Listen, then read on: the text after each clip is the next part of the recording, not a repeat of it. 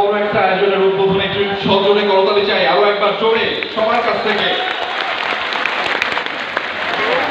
আমি সবাইকে